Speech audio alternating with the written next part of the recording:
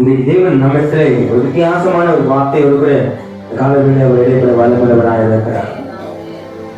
தேவன் நம்மோடு கூட பேசுகிறதான காரியங்கள் ஒருவேளை வசனம் எல்லாம் நம்ம ஏற்கனவே கேட்ட வசனம் போல இருக்கலாம். ஆனால் நீங்க ஆவியானவர் நம்மோடு இடைப்படுகிற விஷயமே வித்தியாசம். இந்த காலங்களிலே ஒரு விசை ஆண்டவர் வந்து பார்க்கலாமா? நீர் எங்களோடு இருக்கிறதுக்காக ஸ்தோத்திரம், நீர் எங்களோடு இருக்கிறதுக்காக ஸ்தோத்திரம், நீர் எங்களோடு இருக்கிறதுக்காக ஸ்தோத்திரம். ஹல்லேலூயா ஹல்லேலூயா ஓ ஹல்லேலூயா. துணையாளர் சிறகும் நிழல்தானே கூறுவே துணையாளரே. சிறகும் நிழல்தானே கை கூறுவே கை கூறுவே. தேவனே என் இயேசுவே உம்மையே நேசிக்கிறேன். தேவனே என் இயேசுவே உம்மையே நேசிக்கிறேன். வாழ்க்கையிலும் நினைக்கின்றேன் ராஜாவத்தில் ஞானிக்கின்றேன். படுகையிலும் நினைக்கின்றேன் ராஜாவத்தில் ஞானிக்கின்றேன் ஞானிக்கின்றேன். என் தேவனே என் இயேசுவே உள்ளத்தினால் நேசிக்கிறேன். என் தேவனே என் இயேசுவே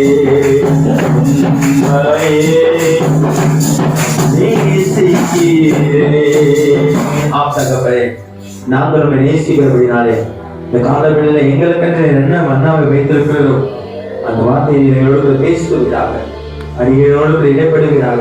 நீ பேசும் நாங்கள் கேட்கிறோம் ஆண்டவரே. இயேசுவின் நாமத்தை ஜெபிக்கிற நேரத்தில் ஆமென். ஹல்லேலூயா. காலவெளியில கர்த்தர் நம்மோடு கூட இந்த நாளின் இந்த மாதத்துடைய வாக்குத்தத்தத்தை தேவன் நமக்கு கொடுக்க சித்தமுள்ளவராக இருக்கிறார். வாசிக்கலாம். மத்தேயு எழுதின சுவிசேஷம் 8வது அதிகாரம் 13வது வசனத்தை நாம் வாசிக்க கேட்போம். மத்தேயு எழுதின சுவிசேஷம் 8வது அதிகாரம் 13வது வசனம். பின்பு இயேசு நூற்றுக்கு அதிபதியை நோக்கி, நீ போகலாம், நீ விசுவாசித்தபடியே உனக்கு ஆகக்கடவது. ஆமென். ஹல்லேலூயா. இந்த மாதத்திலே தேவன் நமக்கு கொடுக்கிற ஒரு வாக்குத்தத்தம், நீ போகலாம், நீ விசுவாசித்தபடியே உனக்கு ஆகக்கடவது. ஹல்லேலூயா. இத்தனை மாதங்கள் அல்லது இத்தனை வருடங்கள் ஒரு வித்தியாசமான ஒரு வார்த்தை நாம் கேட்டிருக்கலாம். என்ன கேட்டிருப்போம்?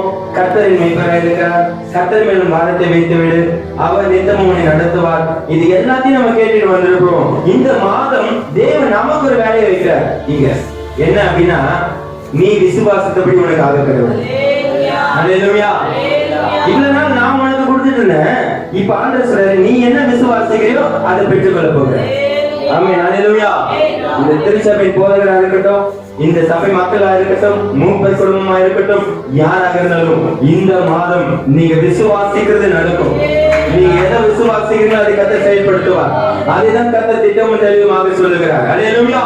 ஆக என்ன கற்பனை எப்படி சொல்லுமே, அப்படி என்னங்க இவ்வளவு நாள் ஆண்டவர் தானே கொடுத்துட்டே இருந்தாரு, ஆண்டவர் தானே செஞ்சுட்டே இருந்தாரு, ஏன் இந்த மாசம் மாத்துறாரு அப்படின்னா, நீங்க எந்த அளவுக்கு தேவனோடு இருக்கிறீர்கள் என்பதை அவர் அறிய வேண்டும் என்று விரும்புகிறார். உங்கள் விசுவாசம் தேவன் பேரில் எப்படி இருக்கிறது?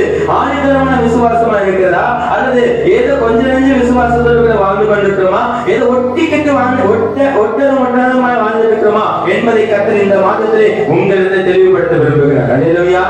ஹல்லேலூயா. இந்த நாள்ல உங்க விசுவாசம் எவ்வளவுக்கு எவ்வளவு அதிகமா இருக்கிறதோ அவ்வளவு தவிர இந்த மாதத்திலே கர்த்தர் உங்களுக்கு ஒரு உயர்வை கட்டளையிட போகிறார். எத்தனை ஆமென் சொல்றீங்க? எத்தனை பேர் ஆமென் சொல்றீங்க? அது ஊழியத்துடைய காரியமா இருக்கட்டும், குடும்பத்துடைய காரியமா இருக்கட்டும், தொழிலுடைய காரியமா இருக்கட்டும், வேலை காரியமா இருக்கட்டும், படிப்பு காரியமா இருக்கட்டும், எதுவாக இருக்கட்டும், கர்த்தர் உங்கள் விசுவாசத்தின்படியே இந்த மாதத்தில் உங்களை உயர்த்த போகிறார், உங்களை ஆசீர்வதிக்க போகிறார். எத்தனை பேர் ஆமென் சொல்றீங்க? ஹalleluya, ஹalleluya. ஆக இந்த மாதத்திலே ஆண்டவர் சொல்றாரு, நம்மிடத்தில் எதிர்பார்க்கிறதான சில விசுவாசங்களை கர்த்தர் இந்த காலைவேளையில் நம்மளுக்கு ஈடுபட விரும்புகிறார். சுருக்கமாய் நாம் பார்த்து நாம் முடித்து விடலாம். எப்படிப்பட்ட விசுவாசத்தை தேவன் நம்மிடத்தில் எதிர்பார்க்கிறார்? வாசிக்கலாம். லூக்கா எழுதின சுவிசேஷம் 7வது அதிகாரம் 9வது வசனத்தை வாசிக்கும் பொழுது, லூக்கா எழுதின சுவிசேஷம் 7வது அதிகாரம் 9வது வசனம்.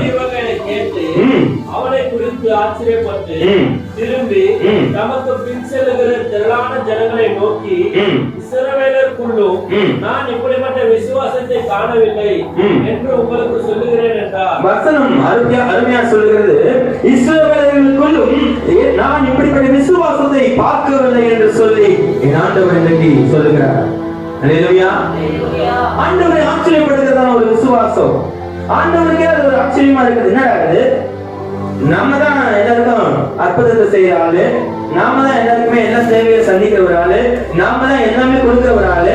இந்த விசுவாசம் கொஞ்சம் வித்தியாசமா இருக்குது அப்படின்னு பாக்குறாரு. என்ன வித்தியாசமா இருக்குதுன்னா, முதல்ல நம்ம வாசித்த வசனமும் இதே சம்பவம் தான், இங்க வாசித்த வசனமும் அதே சம்பவம் தான். ஆனால் சம்பவங்கள் ஒன்றுதான், ஆனால் அதில் நடக்கிற நடைமுறைகள் கொஞ்சம் மாறுதலாக காணப்படுகிறது.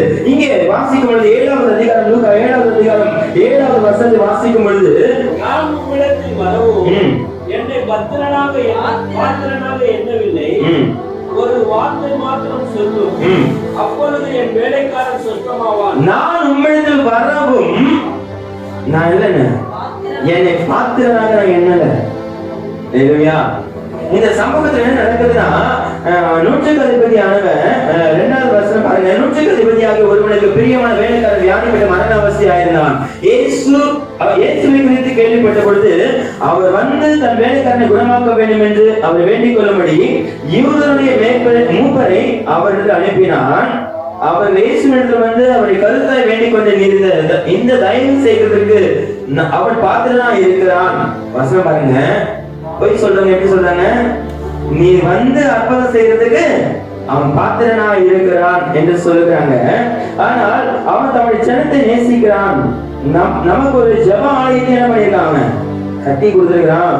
அதனால இயேசு சொன்னாரு, இயேசு என்ன பண்ணாரு? இப்போ அவன் கூட கிளம்பி போறவருக்கு வீட்டுக்கு சமீபமா இருந்த பொழுது நூற்றுக்கு அதிபதி தன் சிநேகிதரை பார்த்து சொன்னாரு, நீங்கள் அவரிடத்துல போய், ஆண்டவரே நீங்க வருத்தப்பட வேண்டாம்.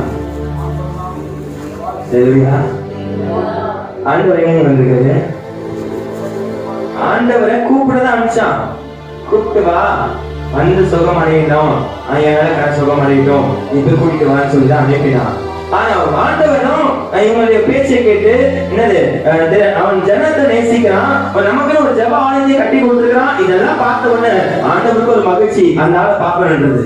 ஆமே வளர் கிளம்பி வந்துட்டே இருக்காரு. திடீர்னு அவன் தன் சிநேகிதரை கூப்பிட்டு சொல்றான், அவர் அப்படியே நிறுத்திடு. என்ன பண்ண திடீர்னு வீட்டுக்கு வர வச்சாரு. அவரை வீட்டுக்கு வர வச்சாத, அங்கேயே நிறுத்திடு அப்படின்றான். என்ன அப்படின்னு பார்த்தா அந்த வசனம் சொல்லுது, அப்பொழுது இயேசு அவர்களுடன் கூட போனார். வீட்டுக்கு சமீபமான நூற்றுக்கு அதிபதி தன் சிநேகிதரை நோக்கி, நீங்கள் அவரிடத்தில் போய், ஆண்டவரே நீர் வருத்தப்பட வேண்டாம், நீர் என் வீட்டு வாசலுக்குள் பிரவேசிங்க. ஹalleluya, ஹalleluya. கண்மார்களை பேசுறமே ஒரு சொல்ற பாருங்க. நாம பாத்திர நிலை என்று சொல்லுவோமானால் என்ன அப்படின்னா, ஆண்டவர் வீட்டுக்கு வரணும்னா யாருமே அலோவ் பண்ணாம இருக்க மாட்டாங்க இல்லையா? கண்டிப்பா வர சொல்லுவாங்க. அப்ப வர சொல்லாம இருக்கிறோம் அப்படின்னா எங்கேயோ ஒரு இடத்துல அந்த நூற்றுக்கு அதிபதி டிராப் ஆயிடும். ஏதோ ஒரு விஷயம் அவனுக்கு அடங்கி இருக்குது. சின்ன விஷயமா பெரிய விஷயமா தெரியாது. அவன் சபையை கட்டி கொடுத்துருக்கான், ஓகே, ஜனங்களை நேசிக்கிறான், ஓகே, எல்லாமே இருக்கு. ஆனா இயேசு கிறிஸ்து வீட்டுக்குள்ள வருகிறதுக்கு நான் அருகதை அற்றவன் என்று சொல்லி அப்படியே நிறுத்துகிறான். நான் பாத்திரன் இல்லை.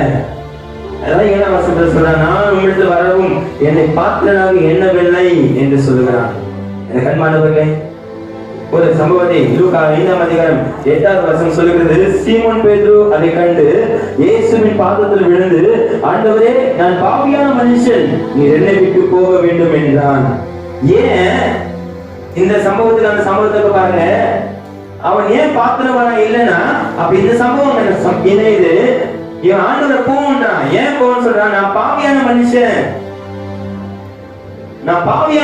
நீ என்கிட்ட வர வேணாம் போங்க அப்படின்னு சொல்லிட்டு சீமோன் பேதுரு சொல்றான். இந்த நூற்றுக்கு அதிபதி அதே தான் சொல்றேன், நான் பாத்திரம் நான் அருகதையற்றவன், என் வீட்டுக்கு வர வேண்டாம், ஆனால் ஒரே ஒரு மாத்திரம் சொல்லட்டும், ஒரே ஒரு வார்த்தை சொல்லும், என் வேலைக்காரன் சுகமாகும். அல்லேலூயா. அன்பான தேவனுடைய ஜனமே, என் ஆண்டவர் யார் தெரியுமா? மனுஷன் பல விஷயங்களை பேசலாம். ஆகவேதான் சகேயு ஆராதனையில் கூட நாம் அதை கேட்டோம். சகேயு சம்பவத்தை வாசிக்கும் பொழுது இவர் பாவியான வீட்டில் போய் தங்குகிறாரே, பாவியான மனுஷனிடத்தில் போய் தங்குகிறாரே என்று சொல்லி மக்கள் முழுமுறுத்தார்கள். நம்முடைய ஆண்டவர் யார் தெரியுமா? பாவியானவர்களை தேடி வந்தார், நீதிமான்களே அல்ல, பாவிகளை ரட்சிக்கவே கிறிஸ்து இயேசு இந்த உலகத்திலே வந்தார் என்று சொல்லி வேதம் சொல்கிறது. அப்ப இவர் பாவியான ஒரு மனுஷனை தேடி போகிறார். அவன் ஜெபாலயத்தை கட்டி கொடுத்தவனா இருக்கட்டும், அவன் ஜனங்களை நேசிக்கிறவனா இருக்கட்டும், ஆனா அவன் என்ன சொல்றான்? நான் அதிகாரத்துக்கு உட்பட்டிருக்கிறேன். 8வது வசனம் சொல்லுது, நான் அதிகாரத்துக்கு கீழ்ப்பட்டவனா இருந்தும் எனக்கு கீழ்ப்பட்டிருக்கிற சேவகர்கள் முன்பு நான் ஒருவனை போ என்றால் போகிறான், மற்றொருவனை வா என்றால் வருகிறான். அப்ப எனக்கு அதிகாரம் இருக்கு. உனக்கு சொல்லட்டுங்களா? இப்போ இந்த சம்பவத்தை வச்சு சொல்லிட்டு பாருங்க. அதிகாரம் யார்கிட்ட அதிகமா இருக்கோ அவங்க மற்றவர்களை அனாவசியமா பேசியிருப்பாங்க. ஆமென். அல்லேலூயா. ஒருவேளை இவனும் அந்த மாதிரி தான் இருந்திருப்பான்னு நினைக்கிறேன். அதனாலதான் சொல்றான், இயேசு நான் என் வீட்டு வாசல்ல வந்து காலை வைக்கிறதுக்கு நான் கொஞ்சம் அருகதை கிடையாது, வேணாம் வர வேணாம், அவர் அப்படியே நிறுத்திக்கோ, அங்கேயே நிறுத்திடு அப்படின்னு சொல்றான். இந்த ஆண்டவர் ஏன் இந்த வார்த்தையை சொல்லணும்? இஸ்ரவேலர்களுக்குள்ளும் நான் எப்படிப்பட்ட ஒரு விசுவாசத்தை நான் பார்க்கல அப்படின்னா, நான் தூரமா இருக்கிறேன் ஆண்டவருக்கு, நான் எங்கேயோ இருக்கிறேன், ஆனா என் விசுவாசத்தையும் என் ஆண்டவர் நிறைவேற்ற அவர் வல்லவராக இருக்கிறார் என்று சொல்லி அவன் எண்ணி அந்த ஒரு வார்த்தை தான் ஆண்டவருக்கே ஆச்சரியத்தை கொண்டு வந்தது. அல்லேலூயா. இந்த காலவெளியிலே நான் எங்க இருக்கிறோம் யோசித்து பாருங்க. நம்முடைய வாழ்க்கையில நம்ம எங்க இருக்கிறோம்? ஆண்டவரே, நீங்க எங்க வீட்டுக்கு வர்றதுக்கு, நீங்க என் வீட்டுல வந்து தங்குறதுக்கு, நீங்க என் வீட்டுல வந்து அற்புதத்தை செய்யறதுக்கு நான் பாத்திரவானா இருக்கிறேனா என்று சொல்லி ஆராய்ந்து பார்க்க வேண்டும். இந்த காலவெளியில் ஆண்டு சொல்றது சொன்னா, நான் நீங்க என் வீட்டுக்கு வரவே வேணாம்ப்பா, ஒரே ஒரு வார்த்தை வாங்க சொல்லுங்க, போதும், நீங்க என் வீட்டுக்கு வர்றதுக்கான தகுதி எனக்கு இல்லை. நடந்தது என்ன தெரியுமா? அதுதான் அந்த வசனத்துக்கு முதலாவது வாசகம், மத்தேயு சுவிசேஷம் 8வது அதிகாரம் 13. நீ போகலாம், நீ விசுவாசத்தபடி உனக்கு ஆக கடவுள். ஆனா 2 சம்பவத்திலையும் ஒரே ஒரு மாற்றம் இருக்கிறது. இங்க நூற்றுக்கு அதிபதிக்கிட்டே டைரக்டா பேசுறாரு ஆண்டவர் மத்தேயுல. லூக்கால பேசும்போது அவன் சேகரிடத்துல பேசுறாரு. அல்லேலூயா. மத்தேயுவும் லூக்காவும் கொஞ்சம் வித்தியாசமா எழுதி வச்சுக்கிறாங்க. அந்த வசனத்தை வாசித்து பார்த்தீங்கன்னா கொஞ்சம் தெரியும். அல்லேலூயா. அப்ப நான் என்ன சொல்றேன், யாருக்கானு சொல்லட்டும், ஆனா ஒரே ஒரு வார்த்தை, நீ போகலாம், உனக்கு வேண்டியதெல்லாம் நீ விசுவாசத்தபடி உனக்கு ஆக கடவுள் என்று சொன்னார். அவர் சொன்ன மாத்திரத்திலே அந்த வசனம் முடிக்கிறது பாருங்க. அந்த நாளிகையிலே அவன் வேலைக்காரன் சொஸ்தமானான். அல்லேலூயா. இந்த காலவேளையிலே உங்க விசுவாசம் எப்படி இருக்கு? உங்களுடைய விசுவாசம் எப்படி இருக்கிறது? ஆண்டவர் ஆச்சரியப்படுகிற அளவுக்கு இருக்கிறதா? இல்ல ஏதோ ஒரு விசுவாசம் இருக்குங்க, ஆண்டவர் அவர் என்ன செய்வார் அப்படிங்கிற அந்த நோக்கத்தோடு வாழ்ந்து கொண்டிருக்கிறோமா? இந்த காலவேளையிலே கர்த்தருடைய ஆவியானவர் நம்மளுக்கு பேசுகிறார். ஆண்டவரே நம்மை பார்த்து மெச்சிக்கொள்கிற அளவுக்கு விசுவாசம் இருக்கணும். அல்லேலூயா. அவர் நம்மளை பார்த்து மெச்சிக்கொள்ளணும். என்னடா விசுவாசம் இது, இப்படி ஒரு விசுவாசம் என் பேர்ல வச்சுக்கிறேன் அப்படின்ற அந்த காரியத்தை நம்ம வெளிப்படையாக காண்பிக்க வேண்டும். 2வது ஒரு காரியத்தை நம்ம வாசிக்கலாம். மத்தேயு சுவிசேஷம் 9வது அதிகாரம் 28வது வசனத்தை வாசிப்போம்.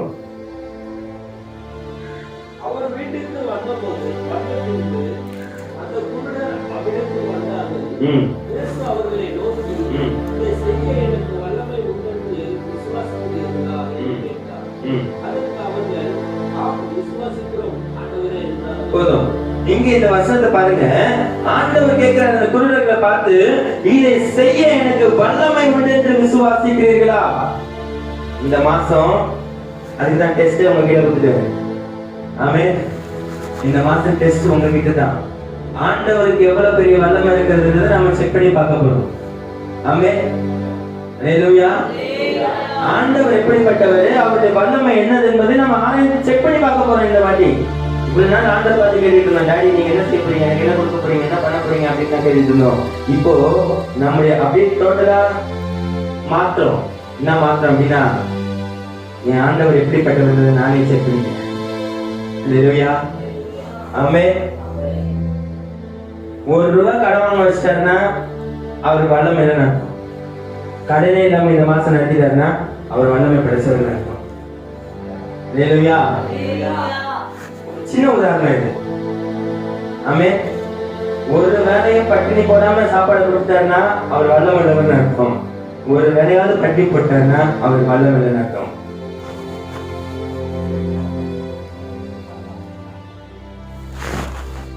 ஆண்டவர்கிட்டயே டெஸ்ட் இந்த வாட்டி. ஹல்லேலூயா. எத்தனை பேர் ரெடின்றீங்க? இந்த மாசம் எத்தனை பேர் ரெடிங்கிறீங்க? ஆண்டவர்கிட்டயே ஒரு டெஸ்ட். ஹல்லேலூயா. முதல்ல ஒரு தலைப்பு சொல்லுது, அவர் ஆச்சரியப்படுகிற அந்த விசுவாசத்தை பார்த்து. இரண்டாவது ஒரு தலைப்பு சொல்லுது, அவருக்கு வல்லமை உண்டு என்று நாம் அறிந்து கொள்ள வேண்டும். அதாவது அவருக்கு வல்லமை இருக்குதா அப்படிங்கிறத ஒரு விசுவாசத்தை நீங்க நம்ம செக் பண்ணி பார்க்கணும். இந்த குருடனை பார்த்து கேட்கிறாரு, இந்த எனக்கு உனக்கு பார்வை உண்டு பண்ணுகிறதுக்கு எனக்கு வல்லமை உண்டு என்று நீ விசுவாசிக்கிறாயா? உன் குடும்பத்தை ஆசீர்வதிக்கிறதுக்கு எனக்கு வல்லமை இருக்குது என்பதை நீ விசுவாசிக்கிறாயா? உன் தொழிலை விருத்தி செய்வதற்கு எனக்கு வல்லமை உண்டு என்று நீ விசுவாசிக்கிறாயா? உன் ஊழியத்தை பெருக செய்வதற்கு எனக்கு வல்லமை உண்டு என்று நீ விசுவாசிக்கிறாயா? இன்னைக்கு விசுவாசிக்கிறாயா என்கிற கேள்வி வருகிறது என்றால் நமக்கு விசுவாச குறைவு இருக்குது என்பதை நாங்கள் சுட்டி காட்டி கொண்டிருக்கிறது. அந்த குருடர்களுக்கு விசுவாச குறைவு கொஞ்சம் கம்மி. அதனால ஆண்டவர் இந்த கேள்வி உள்ள தொடங்குறாரு. ஹல்லேலூயா. இன்னைக்கு நம்மள பார்த்தா அதே கேள்வி தான் கேட்கிறாரு, எனக்கு அதாவது வல்லமை உண்டு என்று நீங்கள் விசுவாசிக்கிறீர்களா அப்படின்னு கேட்டா நம்ம என்ன சொல்லுவோம்? அவன் சொல்றான் பாருங்க, ஆண்டவரே, அதற்கு அவர்கள் ஆம் விசுவாசிக்கிறோம் ஆண்டவரே என்றார்கள். அப்பொழுது 29, அவருடைய கண்களை அவர் தொட்டு, உங்கள் விசுவாசத்தின்படி உங்களுக்கு ஆக கடவுளது. இந்த மாசம் உங்க விசுவாசத்தின்படிதான் ஆகும். ஹல்லேலூயா. இந்த மாசம் உங்க விசுவாசத்தின்படிதான் ஆகுமே தவிர ஆண்டவர் எதையும் செய்யப்படுகிறது. ஹல்லேலூயா. அந்த வாக்குத்தத்தத்தை கொடுத்துருக்கோம். தலைமையாசிரியருக்கு போயிட்டு. ஹல்லேலூயா. இந்த மாசம் நீங்க என்ன விசுவாசிக்கிறீங்களோ அதுதான் நடக்கும். ஆண்டவர் எதையும் செய்ய மாட்டார். ஹல்லேலூயா. திருச்சபை பெருகிறதுக்கு போதகர் கையில இருக்குது. விசுவாசிகள் கூட ஆசீர்வதிக்கப்படுகிறதும் போதகர் கையில தான் இருக்குது. விசுவாசிகள் ஆசீர்வதிக்கப்படுகிறது விசுவாசிகள் கையில தான் இருக்குது. ஆமென். உங்கள் விசுவாசம் உங்களை ரட்சிக்கும். எத்தனை பேர் ஆமென் சொல்றீங்க? ஹல்லேலூயா. ஆண்டவர் ஆசீர்வதிக்கிறதா பின்னாடி, ஆனா ஆண்டவரை செக் பண்ண போற மாசம் இந்த மாசம். எத்தனை பேர் ஆமென் சொல்றீங்க? ஹல்லேலூயா. உலக பிரகாரமா பாத்தீங்கன்னா இது வந்து இயர் க்ளோசிங், அக்கௌண்ட்ஸ் க்ளோசிங் இந்த மாசம் 31ஆம் தேதி. ஓகே, இப்ப ஆண்டவர் கிட்ட அக்கௌண்ட் க்ளோஸ் பண்றோம். இந்த மாசத்துல நாம கேட்கிற, ஆண்டவரே என்ன உங்களுக்கு வல்லமை இருக்குது எனக்கு தெரியும், உங்களுக்கு வல்லமை இருக்குதுன்றது எனக்கு தெரியும், ஆனா நான் உங்களை விசுவாசிக்கிறேன். நிச்சயம் அந்த வல்லமையினாலே என் குடும்பத்தை நீர் ஆசீர்வதிப்பேன். உம்முடைய வல்லமையினாலே என் ஊழியத்தை பெருக பண்ணுவேன். உம்முடைய வல்லமையினாலே என் சபையை பெருக பண்ணுவேன். உம்முடைய வல்லமையினாலே என் வருமானத்தை பெருக பண்ணுவேன். உம்முடைய வல்லமையினாலே என்னுடைய தேவைகள் எல்லாம் சந்திப்பேன். உம்முடைய வல்லமையினாலே எனக்கு நல்ல சுகத்தை கொடுப்பேன். நீ வல்லமை படைத்த ஒரு ஆண்டவர் என்று சொல்லி இந்த மாதம் நம்முடைய குருடான கண்களை கத்தர் திறக்கிறார். ஆமென். இதுவரை என்னமோ வந்தோம், இயேசுநாதர்கிட்ட கேட்டோம், அவர் செய்யறாரோ செய்யலையோ போயிட்டு இருக்கோம். ஆமென். ஆனா இந்த மாசம் உங்க விசுவாசம் எப்படி இருக்குன்றத அவர் பாக்குறாரு.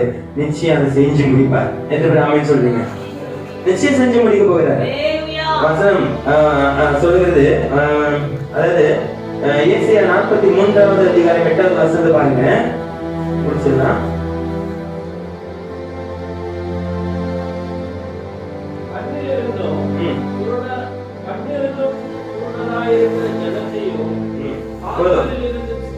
கண்கள் இருந்தும். ஆமென். நம்ம பேர் என்னங்க? நம்ம பேர் என்ன? விசுவாசி. நம்ம பேர் என்னது? விசுவாசி. ஆனா ஆண்டவர் பேர்ல கொஞ்சமா விசுவாசம் கிடையாது. கண்கள் இருந்தும் குருடராக இருக்கிறோம். விசுவாசின்ற பேரை வச்சுட்டு கர்த்தர் பேரை சுத்தமா விசுவாசமே கிடையாது. ஹalleluya. அந்த வசனத்தை என்ன வசனம் சொல்லுது? மத்தேயு 15:14.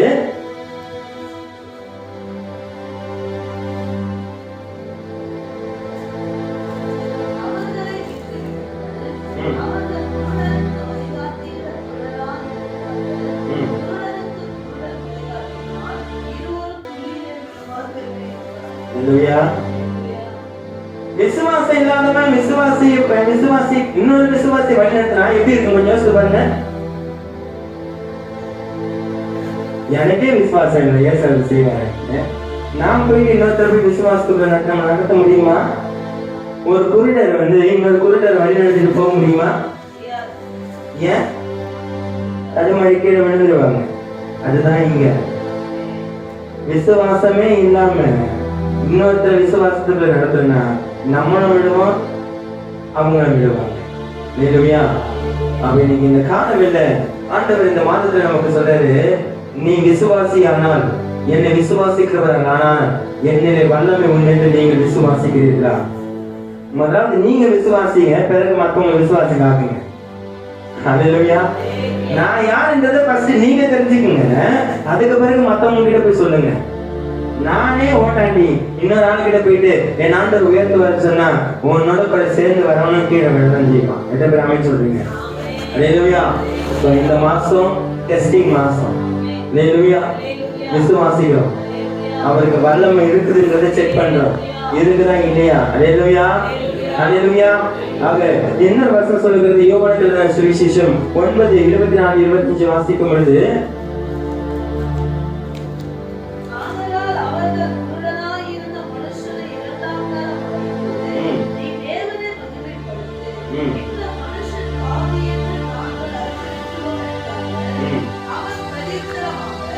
அவர் பாவி என்று எனக்கு தெரியாது, நான் குருடனாய் இருந்தேன், இப்பொழுது காண்கிறேன், இது ஒன்றுதான் எனக்கு தெரியும். ஏன் இந்த வார்த்தை அப்படின்னு பாத்தீங்கன்னா அதை நான் சொல்லி சுட்டி காட்சினேன் உங்களுக்கு.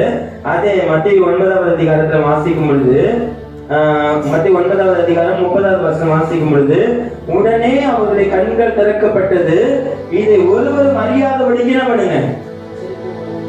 இப்ப நான் கேட்கிற ஒரு விஷயத்த உங்களுக்கு, குருடனா இருக்கிறவன் கண்ணே தெரியல, திடீர்னு கண்ணு தெரியுது, திடீர்னு பார்வை தெரியுது. பார்வை தெரியும் பொழுது இன்னொருத்தவங்க கேட்கிறாங்க, பார்வை தெரிஞ்சா மற்றவங்க தெரியுமா தெரியாதா? கண்ணே தெரியாத ஒரு மனுஷன் திடீர்னு நல்லா நடந்து வரும்போது மற்றவங்களுக்கு தெரியுமா தெரியாதா? தெரியும்ல.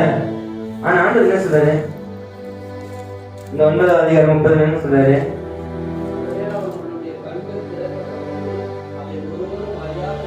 எப்படி தெரியாம இருக்கும் எல்லாருக்கும்? கண்ணு தெரிஞ்சது எப்படி தெரியாம இருக்கு மத்தவங்களுக்கு எல்லாம்? தடுமாறி வந்திருந்த ஒருத்தர் நல்லா நடந்து போறாங்க, எப்படி இருக்கும்? தெரியாம இருக்குமா? அப்ப எதை அவர் தெரியக்கூடாதுங்கிறாருன்னா, ஏன் அவர் தெரியக்கூடாது அப்படிங்கிறாருன்னா, அதுதான் அந்த யோவான்ல நம்ம வாசிச்சோம். ஏன்பா நீ சுகப்படுத்திய, நீ யார் உனக்கு சுகம் கொடுத்தது? வசந்த வாசிங்க யோவான்ல. அவர் பிரதியுத்தரமாக, அவர் பாவி என்று எனக்கு தெரியாது, நான் குருடனாய் இல்ல அதுக்கு முந்தின வசனம். ஆதலால் அவர்கள் குருடனாய் இருந்த மனுஷனை இரண்டாம் தரம் அழைத்து, நீ தேவனை மகிமைப்படுத்து, இந்த மனுஷன் பாவி என்று நாங்கள் அறிந்திருக்கிறோம் என்றார். யாரு? இயேசுநாதர் பாவிங்கிறாங்க. யாரு? நம்ம ஆளுங்க. இயேசுநாதர் பாவிங்கிறாங்க. அவங்க சொல்றாங்க, அவன் சொல்றாங்க, அவர் பாவியோ பிரசுத்தர எனக்கு தான் தெரியாது, நான் கண்ணு தெரியாம இருக்கேன், எனக்கு பார்வை கொடுத்தாரு. ஹalleluya. ஏன் ஆண்டவர் மற்றவங்களுக்கு தெரியாம பாத்துக்கங்க அப்படிங்கிறாருன்னா, உங்க விசுவாசத்தை மேல தட்டி தட்டி கீழே தள்ளுறதுக்கு நிறைய கூட்டம் இருக்குது. ஹalleluya. ஆண்டவர் பேர்ல கண்மூடித்தனமான விசுவாசம் இருக்கணும். ஆண்டவர் பேர்ல கண்மூடித்தனமான விசுவாசம் இருக்கணும். நம்மளை பார்த்து பைத்தியக்காரன் சொன்னாலும் பரவாயில்ல. ஹalleluya. நம்மளை பார்த்து பைத்தியக்காரன் சொன்னாலும் பரவாயில்ல. இப்ப இந்த மைக் எப்படி இருக்கு? இருக்கா? இருக்கிற பொருளை நான் விசுவாசம், அது பேர் விசுவாசமா? இருக்கிற இந்த பொருளை இருக்குது அப்படின்னு சொன்னா பேர் விசுவாசமா? இது இல்ல, என்கிட்ட இல்ல, இப்போ எனக்கு மைக் வேணும், வந்துருச்சு, நான் மைக் வச்சுதான் பிரசங்கம் பண்றேன், மைக் இல்ல, இப்ப என்கிட்ட மைக் இல்ல, நான் மைக் வச்சுதான் பிரசங்கம் பண்றேன் அப்படின்னா இது பேர் விசுவாசமா? மைக்க வச்சு நான் பேசுற பேர் விசுவாசமா? மைக்க வச்சு பேசினா மைக் இருக்குது என்கிட்ட, இதை நான் விசுவாசிக்கணும் அவசியம் இல்லை, என்கிட்ட மைக் இருக்கு. இல்லாத ஒரு மைக்கை நினைக்கணும், எனக்கு ஆண்டவர் மைக்கை கொடுத்துட்டாரு, நான் அந்த மைக்கை தான் பேசிட்டு இருக்கிறேன், இதை விசுவாசிச்சு பேசணும். அல்லேலூயா. நீங்க கை வச்சு பேசினா மத்தவன் பார்த்து என்ன சொல்லுவான்?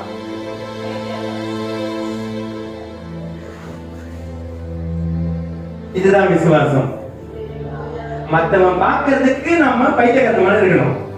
ஆனா நாள் ஒன்று வரும், இவன் கண் எப்படி திறக்கப்பட்டதோ அதே போல நம்முடைய தேவைகளை கர்த்தர் சந்திப்பார், நம்முடைய சூழ்நிலைகளை கர்த்தர் மாற்றுவார்.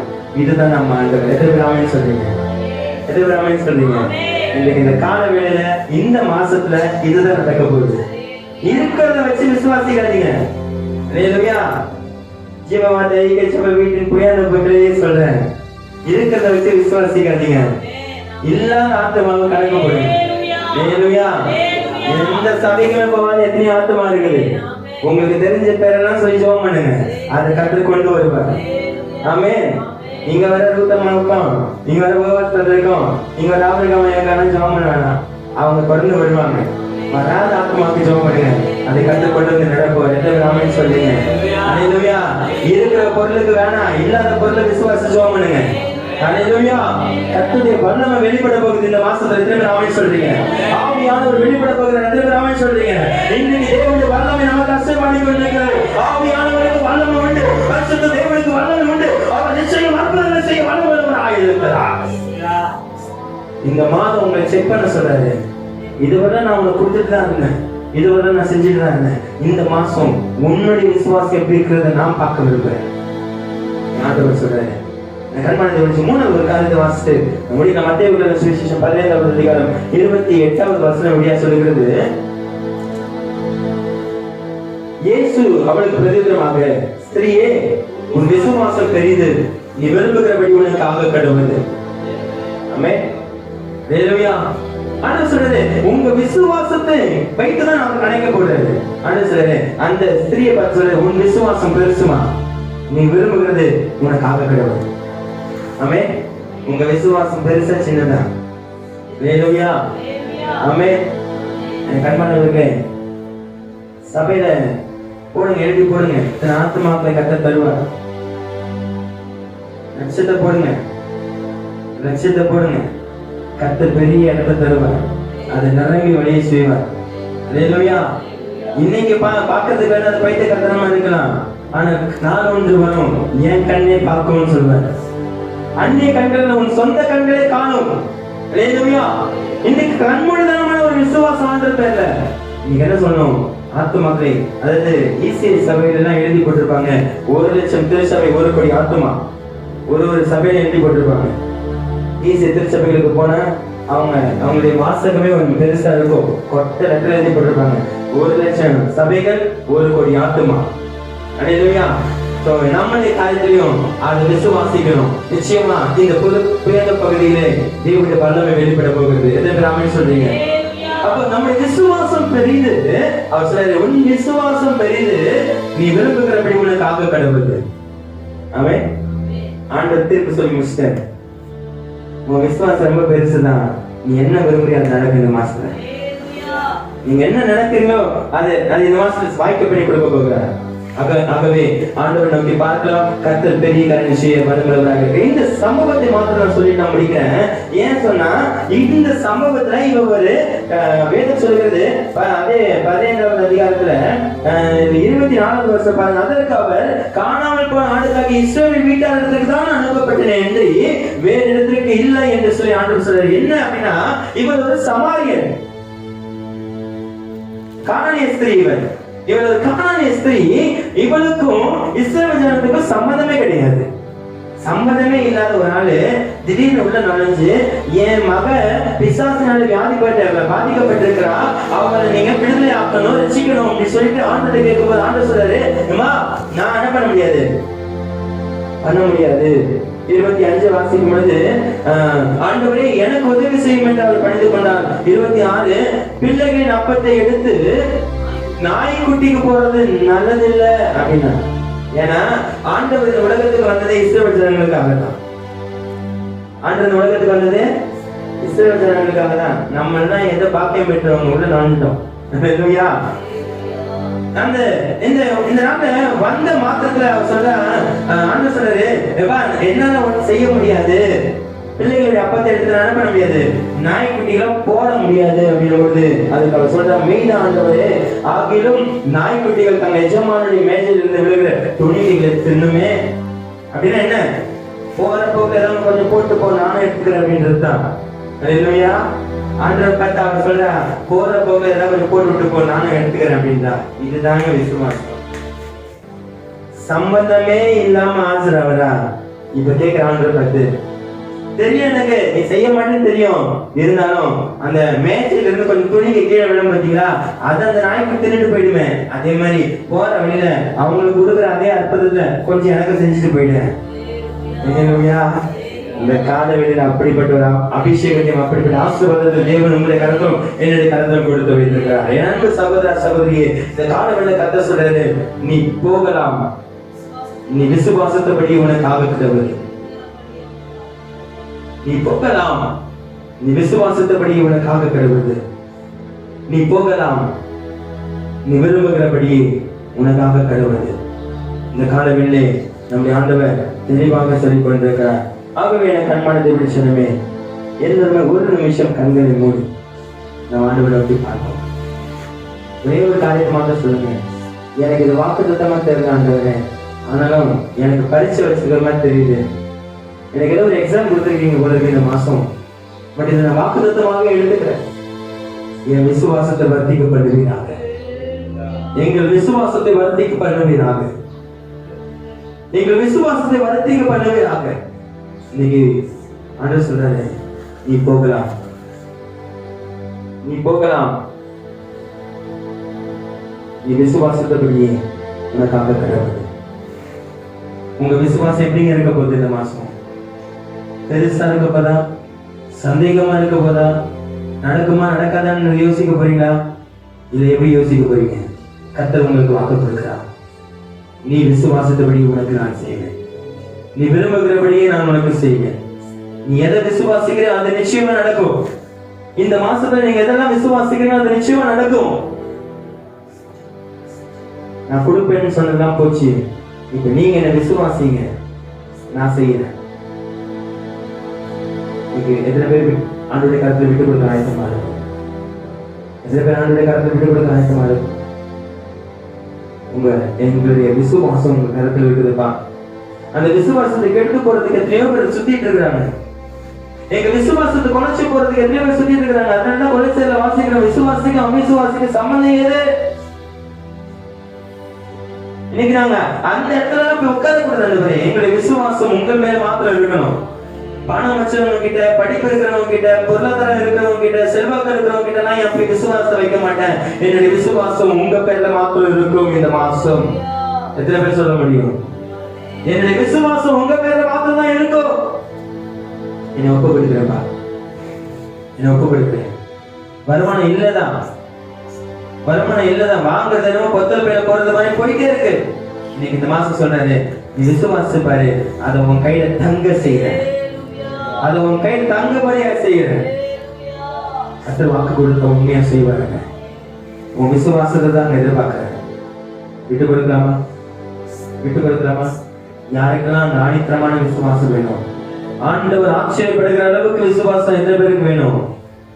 ஆண்டவருக்கு வல்லமை இருக்கிறது என்கிறதான விசுவாசம் எத்தனை பேருக்கு வேணும்? உங்க விசுவாசம் பெரிதா இருக்க வேண்டும் என்று விரும்புகிறாரா? இதுக்கு தேவன் உங்களோட பேசி கொண்டிருக்கிறார். கண்களை மூடி உங்களுடைய வலது கரத்தை இருந்து பக்கத்துல வச்சு, ஆண்டவரே சொல்லப்பட்ட இந்த காரியங்கள் அனைத்தும் என் வாழ்க்கையில உறுதியாகட்டும். ஆண்டவரே, என்னுடைய விசுவாசம் குறைவா தான் இருக்கிறேன். இந்த மாசம் என் சபை நிரம்பி வழியும், இந்த மாசம் என் சபை நிரம்பி வழியும், புதிய புதிய ஆத்மாவா நிரம்பி வழியும். ஆண்டவரே, என்னுடைய எங்க இருக்கிறவங்க இல்லப்பா, புதிய புதிய ஆத்மாவா நிரம்பி வழியும் என்று சொல்லி இந்த மாதத்தில் கர்த்தர் அற்புதங்களை செய்ய போகிறார், அற்புதங்களை செய்ய போகிறார். நீங்க என் திருச்சபைக்கு வருகிற ஒரு விசுவாச குடும்பங்களும் ஆசீர்வதிக்கப்படும். அவங்க விசுவாசம் பெருகும்போது அவங்க குடும்பத்தை ஆசீர்வதிப்பீராப்பா, உயர்த்துவீர். எந்த இடத்துல தலைவலிஞ்சு நிக்கிறாங்களோ அந்த இடத்துல தலை நிமிர்ந்து நடக்க செய்வீர் ஆண்டவரே. உங்க விசுவாசம், நீங்க உங்க பிள்ளைகளுடைய விசுவாசத்தை பார்த்து நீங்க அதை செய்வீர் ஆண்டவரே. நீங்க வல்லமை படைத்தவர் என்பதை ஒவ்வொருவரும் அறிந்திருக்கிறாங்க. அந்த உணர்வை நீ கொடுத்தவுடனே நமக்கு ஸ்தோத்திரம். இன்னும் பிள்ளைகளுக்கு பயன்படுத்துவீராங்க. தேங்க்யூ.